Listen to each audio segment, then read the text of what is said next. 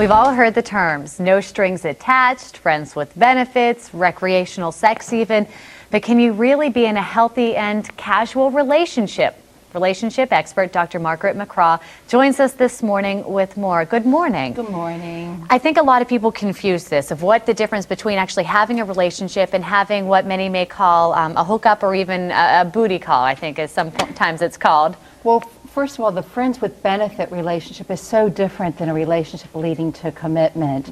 And then a booty call, it's a one-night stand. You may never see the same person again, and really has, for the most part, not a lot of emotion attached, if any. Where friends with benefits, there's some emotion. And I think sometimes people can confuse that as being more than it is if one person doesn't really feel the emotions that someone else does. So how do you know that the other person is feeling what you are and not anything more? You know, the whole concept with friends with benefits is that people are becoming more open about talking about it and at least being honest with each other, saying, I don't want commitment, but I want to be with you, I like you, but I've got other priorities. Is this a new thing? I mean, we've definitely been hearing about this a lot. We have seen the movie out with Ashton Kutcher called No Strings Attached. But is this something that's always been happening? We just are more open to talk about now? I think we're more open to talk about it, certainly since the 60s. But the term is fairly new. And there is a more recent trend, especially with college students. The studies are showing that people are moving more in this type of relationship. And that obviously means simply a sexual relationship. Can sometimes there be a combination of emotional in there? Absolutely. I think it's very challenging for people to separate out their emotions completely. There's definitely emotion. It's that people make a decision what they're going to do with that emotion, and they're upfront with that, and they're saying, I've got other priorities, or I'm a single mom and I really don't want to bring in another parent into the situation. I want to be with you, I like you, but I don't want to go anywhere with this. And probably important to talk about that right away so both people are aware of what's happening. Yes, absolutely, yeah. But I think a lot of women that I know, and men as well, say actions speak louder than words. So sometimes they get confused by maybe their sexual relationship and think that it is a real relationship because of that. Yes, and people do. And when they don't talk about it, then they set themselves up for risk for making assumptions. So you need to talk about it. You need to find out, what does the other person want. It doesn't have to be the first date question, but you're not necessarily putting pressure on the person, your partner, about what do you want with me. You're just finding out, do they want a commitment at all in their life? That's a good question to ask early on. And there are a lot of questions from our viewers this morning, both men and women, who want help from you. So if you have questions right now about relationships, Dr. McCraw will be back to answer all of your questions. She's also going to take your calls later this hour. You can tweet us at Fox Baltimore or post your question on our Facebook page, facebook.com/Fox Baltimore.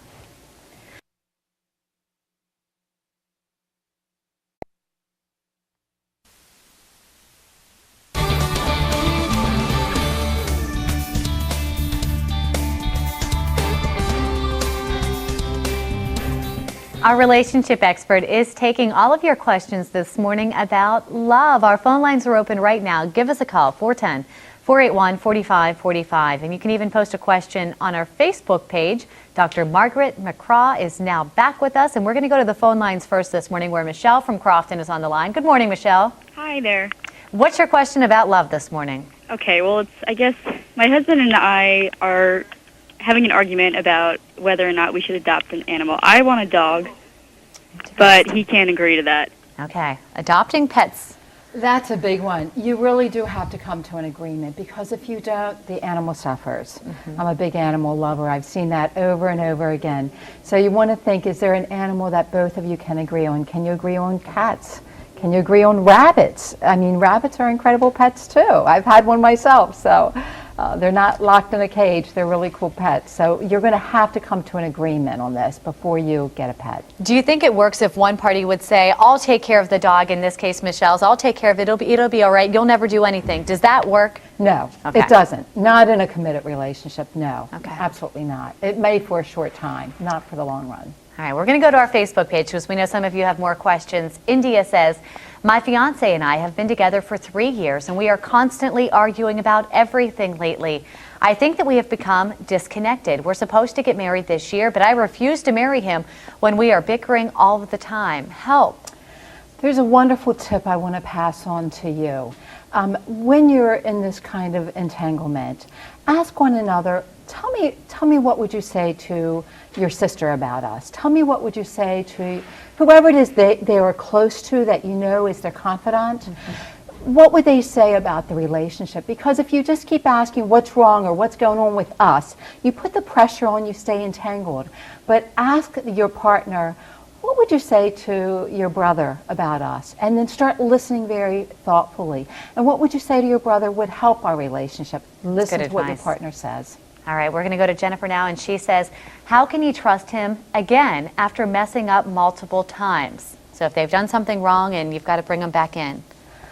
You may not be able to. I mean, it's a real possibility. I won't say that you can or can't, but this is a case where if trust is a huge issue and it's been broken numerous times, I would always recommend therapy, counseling, because you're not going to be able to solve that necessarily on your own. A third party is a huge help in situations like that. All right, that's great advice. Hopefully that helps some of the folks out there this morning. So. Thank you for being here this morning. Yes, thank you. Find the love, we'll tell all of our viewers this morning. We'll see you again soon. Okay, sounds good. Well, a mild, dry day today, but rain moves in for part of the weekend. Steve has your 7-day forecast coming up. You're watching Fox 45. Good day, Baltimore.